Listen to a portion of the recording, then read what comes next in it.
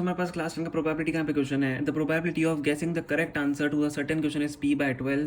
If the probability of not guessing the answer correct answer to the same question is 3 by 4, then find the value of p. हमें probability निकालना है, हमें ठीक है p निकालना है. तो देखो यहाँ पे क्या होगा, हम मान लेते हैं प्रोबेबिलिटी ऑफ, चलो इसमें मान लेते हैं let e be the event. ठीक है, e be the event of guessing the correct answer to a certain question. ठीक है, e is equal to event of guessing the correct answer to a certain question.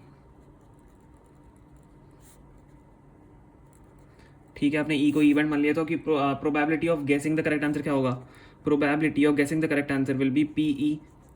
ठीक है, equal to probability, मैं प्रोबेब इसको ऐसे लिख रहा हूँ. ठीक है, प्रोबेबिलिटी ऑफ गेटिंग या गेसिंग. ठीक है, गेसिंग कर देते, सॉरी इसको गेसिंग हो गई. Probability of guessing correct answer है आपका पी ई. ठीक है,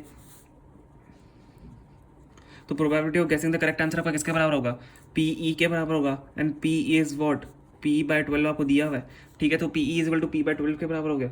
and probability of not guessing the correct answer आपका किसके बराबर होगा, पी ई डैश के बराबर मान लेते हो. तो पी ई डैश आपका किसके बराबर होगा, प्रोबेबिलिटी ऑफ नॉट गेसिंग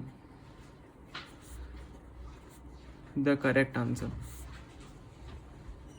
ठीक है, और ये आपका किसके बराबर होगा, probability of not guessing the correct answer आपका किसके बराबर होगा, किसके बराबर आपको दिया हुआ है, 3 by 4 के बराबर दिया हुआ है. तो 3 by हम उसको 4 लिख देंगे.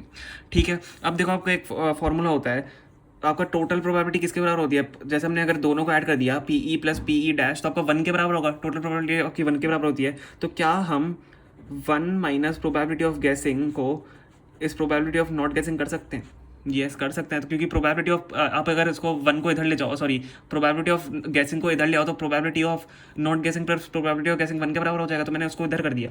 ठीक है, तो ये आपका फॉर्मूला बन जाता है. अब हम क्या करेंगे, यहाँ पे वैल्यू डाल देंगे. 1 minus probability of guessing is p by 12 is equal to p by not guessing is probability of not guessing is 3 by 4. ठीक है, तो यहाँ से आराम से p की वैल्यू निकल जाएगी. हम इसको तो यहाँ पे सॉल्व कर लेते हैं साइड में. इससे आराम से आपकी p की वैल्यू निकल जाएगी. तो कैसे निकालेंगे, एलसीएम ले लेंगे. तो 12 minus p upon 12 is equal to 3 by 4. ठीक है, आपका ये हो गया. अब देखो हम क्या करते हैं, यहाँ पे क्या कर सकते हैं. अच्छा देखो, प्रोबेबिलिटी हम इसमें बिना एलसीएम लेके भी कर सकते थे वैसे तो. चलो इसको एक बार बिना एलसीएम लेके करते हैं. हम क्या करते हैं, 3 by 4 को इधर भेज देते हैं, p by 12 को उधर भेज देते हैं. तो 1 minus 3 by 4 is equal to p by 12.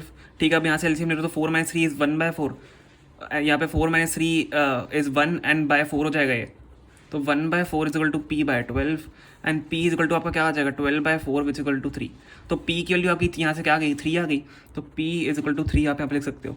This is the correct answer. ठीक है, हमने यहाँ पे आंसर निकाल लिया. p की आपको वैल्यू निकाल दी, p की आपने वैल्यू निकाल ली, 3 आपने यहाँ पे वैल्यू निकाल दिया. ठीक है, यही आपका इसका करेक्ट आंसर है. इंपॉर्टेंट क्वेश्चन है, इसको लर्न कर लेना. ठीक है, होप आपको समझ में आया होगा. अगर समझ में आया प्लीज़ वीडियो को लाइक करना एंड प्लीज़ चैनल को सब्सक्राइब करना. Thank you so much for watching.